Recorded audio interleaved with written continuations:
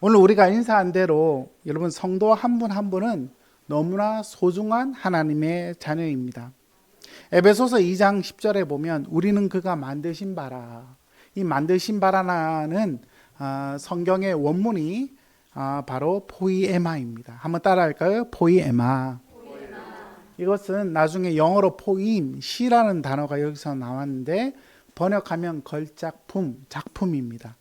전 세계에 단 하나밖에 없는 작가가 만든 위대한 작품. 하나님은 그렇게 우리를 소중한 존재로 빚어주셨습니다. 그렇지만 죄악으로 인해서 우리는 질그릇같이 깨지기 쉬운 자가 되었는데 보배이신 예수 그리스도께서 우리 안에 계셔서 여러분 한 분 한 분은 소중하지 않은 분이 없죠. 너무나 복되고 아름다운 하나님의 자녀가 되었습니다.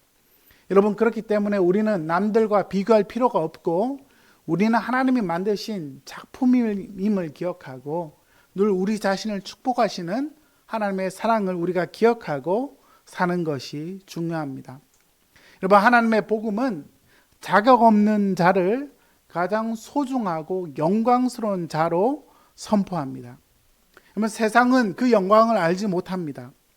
사람들은 많이 소유를 한다든지 또는 성취를 얻는다든지 경쟁을 통하여 뭐를 선점하면 내가 소중한 존재라고 생각합니다. 그렇지만 성경은 예수 그리스도의 보혈의 피로 말미암아 우리 한 사람 한 사람이 소중한 자가 되었다. 여러분 예수의 보혈의 피로 여러분 한 분 한 분은 너무나 소중한 사람이 되었습니다.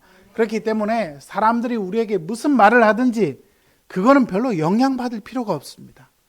하나님이 우리를 소중하게 여겨주시면 여러분 그걸로 충분할 줄 믿습니다. 예수님의 보혈의 피가 얼마나 능력 있는지 우리는 믿고 찬양해야 할 것입니다. 저는 요즘 개인 기도 시간에 제가 청년 시절에 불렀던 그 찬양의 가사가 제 가슴을 떠나지 않아요. 주의 피가 상한 이반도를 되살리리니. 옛날에 불렀던 찬양입니다. 여러분 예수님의 보혈의 피는 우리를 살릴 뿐만 아니라 이 민족 대한민국 한반도를 또한 살리는 하나님의 구원의 능력이 될 줄 믿습니다. 우리 성도는 예수님의 보혈의 피의 능력을 믿어야 합니다. 이 보혈의 능력을 믿을 때에 우리는 복음을 담대히 증거할 수 있고 하나님의 증인이 되는 것이죠. 여러분 이 복음은 땅끝까지 증거되어야 합니다. 사도행전은 바로 예루살렘에서 시작된 복음의 역사가 사마리아와 땅끝까지 확장되는 이야기입니다. 오늘 본문은 특별히 변방인, 여러분 변방이 변두리라는 뜻이죠. 변두리 지역의 증거, 바로 사마리아 땅에 증거된 그 복음의 역사를 함께 나누기를 원합니다. 크게 세 가지로 말씀을 나누기를 원하는데 여러분 주보 3면에 보시면 첫 번째, 이 복음은 사마리아에 전해졌습니다. 특별히 흩어진 사람들이 복음의 말씀을 증거했습니다. 여러분 흩어진 사람들이 복음의 말씀을 증거했는데 이 사람들은 스데반의 순교로 흩어진 자들이었습니다.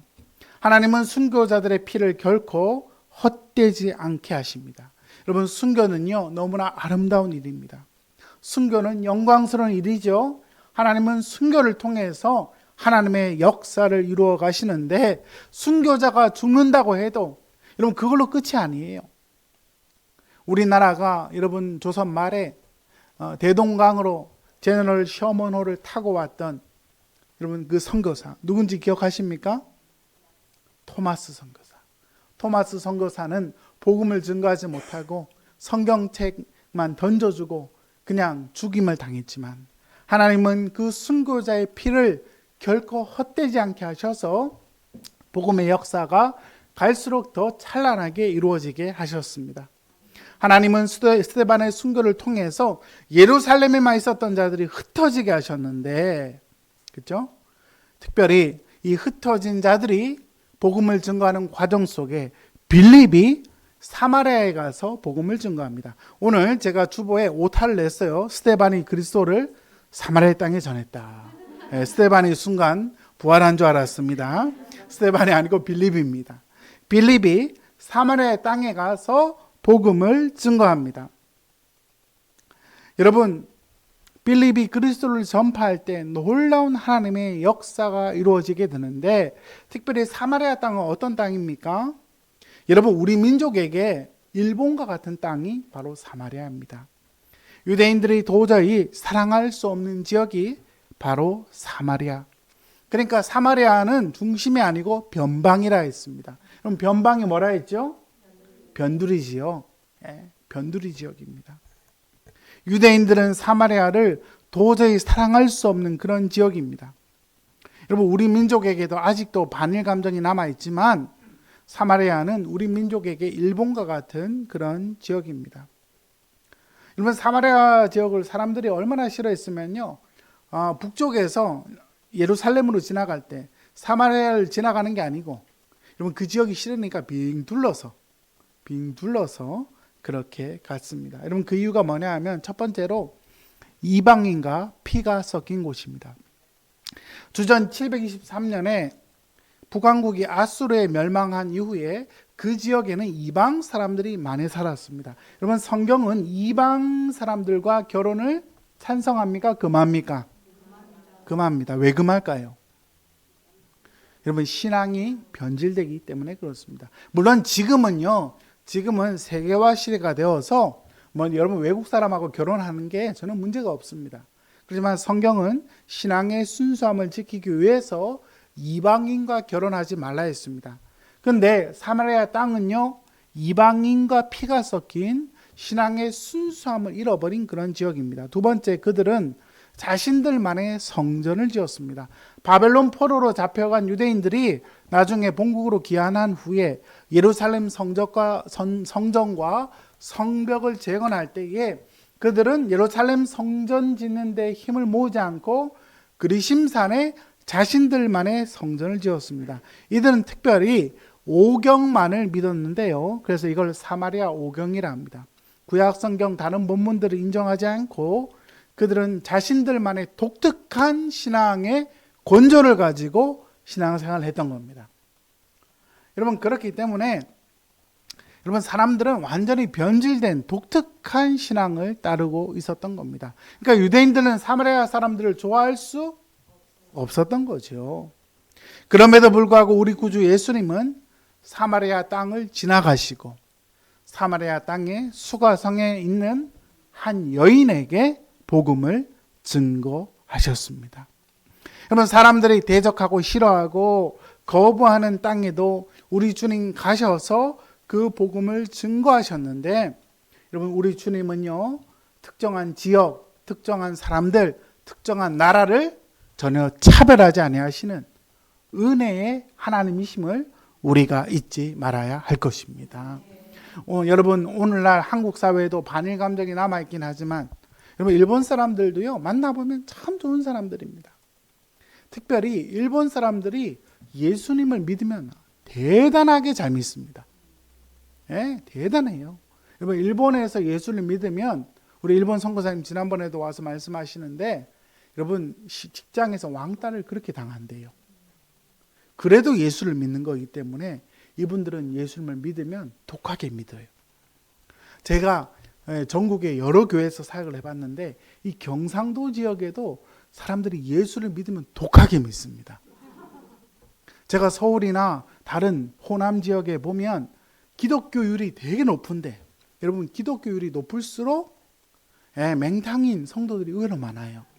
근데 이 부산에 오니까 부산에 있는 성도들은 예수를 믿어도 독하게 믿습니다. 그 이유가 뭐냐 하면 믿는 사람들이 많지 않고 여러분, 타 종교가 너무나 득세하기 때문입니다. 우리 구주 예수 그리스도는 바로 사마리아 땅을 사랑하셨습니다. 그런데 특별히 주님께서 제자들과 사역하실 때 사마리아 땅에 또 한 번 더 가신 적이 있는데 예수님을 영접하지 않으니까 야고보와 요한이 거기에 뭐를 내려달라? 불을 내려달라고 그 땅을 아주 저주한 지역이 바로 사마리아 땅입니다. 그런데 빌립이 복음을 증거할 때 하나님의 놀라운 역사가 있었습니다. 더러운 귀신이 떠나고 중풍병자가 낫고 못 걷는 사람이 걷기 시작하고 하나님의 놀라운 은혜의 기쁨의 역사가 있었던 것이죠. 그리고 복음을 증거할 때 어떤 일이 있었습니까? 여러분 그 땅에 8절에 보시면 그 성에 뭐가 있었다? 큰 기쁨이 있었다. 여러분 복음의 은혜가 임하면요 하나님이 기쁨을 주십니다. 아멘. 예. 여러분 그 개그 프로에서 보는 기쁨하고는 차원이 다른 기쁨입니다. 어둠의 영이 물러가고 천국의 은혜가 임하게 되는 것이죠. 여러분 우리가 예배드리기 전과 예배드리기 후가 다릅니다. 예배를 드리고 나면 하나님이 우리에게 기쁨을 주세요. 기독교의 특징은 기쁨입니다. 네, 기쁨. 천상의 기쁨. 하나님은 이 기쁨을 잃어버렸던 사마리아 땅에 성도들을 보내셔서 천국의 기쁨을 그 땅에 허락해 주신 겁니다. 여러분, 여러분에게 있어서 사마리아는 어떤 곳입니까? 저는 오늘 여러분에게 질문을 던지기를 원합니다. 내가 복음을 증거하고 기도하지만 야, 저 사람은 안 돼. 이런 사람들이 있잖아요. 저쪽 사람들은 안 돼. 이런 사람들 혹시 있을 수 있습니다. 우리 스스로 단정짓고 저 사람은 안 된다고 부정적으로 생각하고 있는 사람들 있을 수 있죠. 다른 사람들은 다 돼도 우리 가족은 안 돼. 특별히 우리 부인들은 저 인간은 안 돼. 남편을 다 저 인간이라 얘기를 하더라고요. 여러분, 우리의 인생 가운데 사마리아 사람들이 있을 수 있습니다. 그렇지만 하나님이 은혜를 주시면 도저히 변화될 것 같지 않는 사마리아에 있는 사람들도 하나님의 은혜로 변화를 경험하게 될 것입니다. 저희 부모님이 교회를 개척하셨을 때에 우리 부모님이 할아버지로부터 받은 유산이 조금 있었어요. 그래서 집을 하나 샀는데 거기에 새를 살던 한 분이 계셨습니다. 현대자동차 다니는 신혼부부가 살고 있었는데 우리 어머니가 열심히 복음을 증거했습니다. 음식도 담궈주고 반찬도 담궈주고 맨날 교회 가자고. 근데 여러분 주일날 교회 몇 시에? 그럼 내가 데리러 가겠다 했더니 이 부부가요 얼마나 교회를 가기 싫었냐면요 신발을 집안에 넣어놓고 불 꺼놓고 안에 없는 것처럼. 여러분 그런 일을 겪으면 전도하다가 여러분 기쁨이 있겠습니까? 살짝 낙심이 되겠습니까? 아유 저 인간들 안 되나 보다. 어떻게 보면 그 집은요 사마리아 땅이 될 뻔했습니다. 근데 우리 어머니께서 또 찾아가셨대요. 미안해가지고요 교회를 한 번, 두 번 오기 시작했는데 여러분 그 아저씨가요 나중에 우리 교회 장로님이 되셨어요. 그 딸이 사역자가 됐고요. 여러분 하나님은요 그렇게 일하십니다. 우리가 하나님의 복음을 증거할 때에 저 사람은 안 돼, 저 인간은 안 돼, 우리가 스스로 단정짓지 말고 하나님은 저 사람이라도 하나님 은혜 주시면 변화시켜 주실 거야. 그 믿음을 가지고 우리가 하나님의 복음을 증거할 수 있기를 예수 그리스도 이름으로 축원합니다. 두 번째로 사마리아에 성령께서 임하게 됩니다. 여러분 빌립이 하나님 나라와 예수 그리스도의 복음을 증거할 때 사람들이 예수님을 믿고 세례를 받았습니다. 상당히 많은 숫자의 사람들이 세례를 받았습니다. 근데 그 지역에 마술사 시몬이라는 사람이 있었는데 이 사람은요 마술을 통해서 사람들을 혹하게 한 사람이었습니다. 스스로 큰 자라 여기고 마술을 행했는데 많은 사람들이 그를 따르고 그는 하나님의 큰 기적을 행한다고 사람들이 존경하고 그를 큰 리더로 생각하고 있었습니다. 그런데 빌립이 하나님의 말씀을 증거하고 또 말씀을 증거할 때 하나님의 살아계심의 역사가 나타나니까 그도 놀라고 마술사 시몬마저도 결국 세례를 받게 되는 겁니다. 여러분 복음의 변방인 사마리아 땅이 하나님의 복음을 받았다는 소식을 듣게 되자 예루살렘 교회가 야 놀라운 충격적인 사건이다. 그래서 베드로, 요한 사도를 급파하게 됩니다. 베드로와 요한 사도가 사마리아 땅에 가보니까 여러분 중요한 것은요 사마리아 땅에는 성령께서 오신 적이 없는 겁니다. 그들은 예수 그리스도 이름으로 세례를 받았지만 성령께서 오시지 않았습니다. 그래서 베드로와 요한이 안수를 하기 시작하니까 그들이 성령을 받게 됩니다. 한 사람 한 사람에게 하늘로부터 성령께서 오셔서 은혜를 받게 되는데, 여러분 사도행전에 보면 여러분 회개할 때 세례받고 세례받으면 성령을 받습니다. 이게 순서입니다. 근데 놀라운 사실은 사마리아 이 본문은 성령께서 오시지 않고 성령의 선물이 지연된 사건으로 언급되는 아주 독특한 본문입니다. 고린도전서 12장 3절에 보시면 여러분 주보에 나옵니다. 12장 3절 함께 읽습니다. 그러므로 내가 너에게 알리노니 하나님의 영으로 말하는 자는 누구든지 예수를 저주할 자라 하지 아니하고 또 성령으로 아니하고는 누구든지 예수를 주시라 할 수 없느니라. 아멘. 성령으로 아니하고서는 예수님을 주라 고백하지 할 수 없다. 여러분 예수님을 구주로 믿고 계십니까? 그렇다면 성령께서 여러분에게 이미 감동을 주신 겁니다. 여러분 예수를 주라 고백하는 것은 인간의 의지와 결단으로 되는 게 아닙니다. 바로 성령께서 우리에게 믿음을 주시고 감동을 주시니까 가능한 일인데, 여러분 사마리아 땅에는 세례는 받았지만 왜 성령이 오시지 않았던 것입니까? 그래서 로마 가톨릭에서는 그리스도 교회에 입문하는 단계가 두 단계가 있다 봅니다.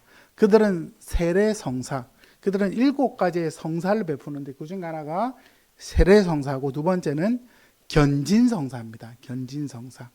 그래서 세례를 주고 견진을 베풀 때에 성령이 온다. 그들은 그렇게 믿습니다. 또한 오순절 순복음 교회들은요, 그들은 예수님을 믿을 때 회심, 중생이 있고 또 하나의 두 번째 세컨드 블레싱, 성령 세례가 있다고 그들은 믿습니다. 그런데 여러분 로만 가톨릭이건 바로 오순절 교회건 이 독특한 본문을 기준으로 삼는 것, 이 독특한 본문을 일반화하기에는 좀 억지스러운 면이 있습니다. 여러분 성령의 선물이 사마리아 땅에 왜 지연되었는가? 여러분 이 사건의 의미를 우리가 기억할 필요가 있습니다.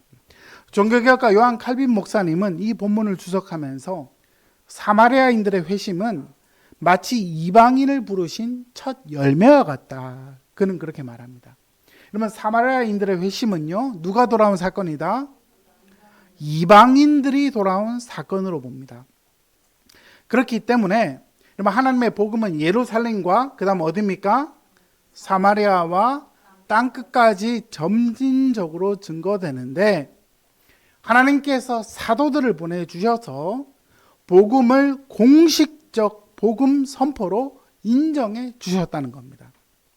여러분 초대교회 당시에는 복음이 선포되는 과정 속에 이렇게 특이한 사건이 있을 수밖에 없었던 것이, 복음이 예루살렘, 특별히 유대 땅에만 갇혀 있었지만 이것이 변방인 사마리아 땅으로 옮겨져 가는 과정 속에서 하나님께서 복음이 공식적으로 사마리아 땅에 임한 것을 확증하기 위해서 사도들을 보내주어서 성령을 보내주셨다. 이렇게 보는 것이 개혁신학의 입장입니다. 여러분 저는 이 견해에 전적으로 동의합니다. 하나님의 구원 역사에는요 다 질서가 있습니다. 순서가 있습니다. 하나님은 질서의 하나님이시기 때문입니다. 또 하나는 저는 목회자이기 때문에 목회 현장에서 제가 경험한 게 뭐냐면, 목회 현장에서 성령을 받지 못한 성도들이 의외로 많다는 겁니다. 저는요 오늘 이 본문을 좀 목회자적 관점에서 설명하기를 원하는데, 여러분 목회를 하면서 놀라게 되는 사실은 예수를 구주로 믿고 주인으로 따르지만 성령과 더불어 살아가는 성도들은 의외로 적다는 겁니다. 머리로 신앙을 이해하지만 가슴으로는 성령의 체험을 받은 성도들이 의외로 적다는 거예요. 저는 오늘 또 하나의 질문을 여러분에게 던지기를 원합니다. 여러분은 진짜 성령을 받으셨습니까? 아마 아멘 하신 분들은 성령의 체험이 있는 분들일 겁니다. 여러분, 머리로만 하는 신앙생활 아니라 신앙생활은요, 체험적인 신앙입니다. 우리 하나님은 살아계시고 하나님을 믿는다는 것은 성령의 충만함을 추구하는 길입니다. 여러분, 과거에 성령의 은혜를 받았다 할지라도 우리의 가슴이 식어질 수 있습니다. 그렇다면 오늘 성령 강림절 이 주일에 성령이여 저를 충만케 하여 주옵소서. 우리가 갈망할 때에 성령께서 우리를 또한 지배해 주실 줄 믿습니다. 제가 서울에서 사역을 할 때 한 집사님 처녀 때 은혜를 받았어요. 아가씨 때 은혜를 받고 그래서 예수 그리스도를 믿고 키가 제 아내보다 더 작아요. 근데 그 자매가 여러분 아이 셋을 낳았습니다. 아이 셋을 낳고 이제 막내를 거의 다 이제 어린이집 보내고 신앙생활을 하는데 전도폭발 훈련 들어왔어요. 제가 전도폭발 훈련, 예수님을 믿는 것은 그리스도의 생명을 누리고 충만케 누리는 거다. 첫 시간에 설교를 했더니 그 집사님 저한테 찾아와서 목사님, 과거에는 제가 충만했는데 지금은 애 셋 키우고 나서 제가 제 안에 충만함이 다 사라졌습니다. 제가 다시 충만케 될 수 있을까요? 이렇게 질문하시더라고요. 그래서 제가 저도 집사님이 다시 성령으로 충만케 되고 회복하게 되기를 제가 기도할 테니까 우리 같이 한번 기도해 봅시다. 그렇게 기도를 했는데 여러분 전도 폭발 훈련 첫 시간에 그렇게 기도를 했는데 한 4주 5주가 되니까 이 집사님이요, 과거에는 성령에 충만했다가 애 셋 키우고 나서 그로기 상태에 빠졌다가 이제 교회 생활하면서 몸만 왔다 갔다 하는데 하나님 회복시켜 주십시오. 그렇게 아침으로 늘 기도하시더니 여러분 넷째 주가 되고 나서 성령의 불을 받기 시작하는 겁니다. 성령의 은혜를 받기 시작하는데 이 집사님이요 얼마나 은혜에 충만한지 전도 축제를 했는데 10명을 데려왔더라고요. 여러분 동원 아니고요, 돈 주고 데려오는 거 말고 진짜 10명 1년에 거의 10명 이상씩을 전도하기 시작하는데 여러분 우리 신앙생활 하다가 남이 문제가 아닙니다. 기독교 신앙은 남을 탓하는 게 아닙니다. 여러분 우리가 성령 충만하지 않기 때문에 우리의 신앙생활에 문제가 있는 것입니다. 여러분 교회를 다녀도요 성령 받지 않은 성도가 얼마나 많습니까? 성령에 관해 이름만 들었지 성령에 관해서는 저는 아주 거리가 멉니다. 이런 성도들이 의외로 많습니다. 여러분 오늘 성령 강림절을 맞이해서 보혜사 성령께서 우리 한 분 한 분에게 찾아와 주시고 날마다 기도 시간마다 하나님 성령으로 충만케 하여 주옵소서. 나의 자아가 나를 지배하지 아니하고 성령의 불이 나를 지배하여 주옵소서. 그렇게 기도할 때에 하나님의 영이 우리 자신과 가정과 우리의 직장과 우리의 삶을 인도해 주실 줄 믿습니다. 세 번째로 바른 동기로 성령을 구해야 합니다. 여러분 바른 동기로 성령을 구해야 합니다. 마술사 시몬은 성령을 돈으로 살려고 했습니다. 사도들이 기도를 하자 성령을 받습니다. 그러자 나에게도 이런 권능을 주십시오 하면서 돈을 줍니다. 여러분 그는 세례는 받았지만 아직 성경적 가치관으로 아직 변화되지 않은 사람이었습니다. 우리 할머님이 권사님이셨는데요, 우리 할머님이 권사님이고 기도를 그렇게 많이 하는데 할아버지 돌아가시니까 그날 장례식때 하신 말씀이 그래도 할아버지 묘자리를 잘 써야 우리 집안이 잘 된다는 거예요. 와, 이거 내가 깜짝 놀랐습니다. 깜짝 놀랐어요. 여러분 교회를 다녀도요, 우리나라 기독교인들은 그죠 유불선에 이 엉뚱한 게 많이 우리를 지배합니다. 마술사 시몬은 여러분 마술사 시몬의 얘기가 우리 얘기입니다. 우리가 예수님을 믿어도 여러분 엉뚱한 게 우리를 지배할 가능성이 큽니다. 여러분 마술사 시몬은 성령을 돈 주고 살려고 했습니다. 성령을 수단화하려고 했습니다. 성령을 소유로 여깁니다. 자신의 목적을 위하여 성령을 이용하려고 합니다. 여러분, 성령은요, 소유의 대상이 아니고 순종의 대상입니다. 성령은 수단이 아니고 목적입니다. 돈으로 사서 자신의 목적을 이루는 게 아니고 우리는 성령을 받아 성령의 뜻에 순종하는 것이 하나님의 목적임을 잊지 말아야 할 것입니다. 여러분, 은혜를 받아도 우리는 신앙생활을 하며 하나님을 이용하려는 본성이 너무나 많습니다. 마술사 시몬의 모습은 우리의 모습이기도 합니다. 여러분, 하나님을 믿어도요, 어떤 사람들은 병이 낫기를 원하고, 어떤 사람은 인생의 문제가 해결되기를 바라고, 어떤 사람은 사업이 잘 되기를 바라지만, 여러분, 신앙생활을 한다고 해서 다 잘 되는 게 아닐 수도 있습니다. 참된 기독교 신앙은 그리 아니하실지라도 하나님을 믿고 따르는 신앙임을 우리가 잊지 말아야 할 것입니다. 베드로가 마술사 시몬을 책망합니다. 네 은과 함께 너가 망할지어다. 마음을 바로 가져야 한다. 회개해야 한다. 베드로가 책망합니다. 여러분, 22절 23절 말씀 보시면, 그러므로 너의 이 악함을 회개하고 주께 기도하라. 혹 마음에 품은 것을 사하여 주시리라. 내가 보니 너는 악독이 가득하여 불의에 매인 바 되었도다. 베드로가 책망해서 회개하게 합니다. 겁이 난 시몬이 기도를 요청합니다. 자신을 위해 기도해서 그 악한 것들이 임하지 않게 해달라고 그는 기도합니다. 여러분, 우리는 신앙생활 하면서 성령의 은혜를 구해야 한다고 했습니다. 근데 여러분, 성령의 은혜를 구하는 동기가 뭡니까? 문제 해결을 위한 겁니까? 여러분, 처음에는요, 우리가 다 문제가 있어서 예수를 믿는 게 사실입니다.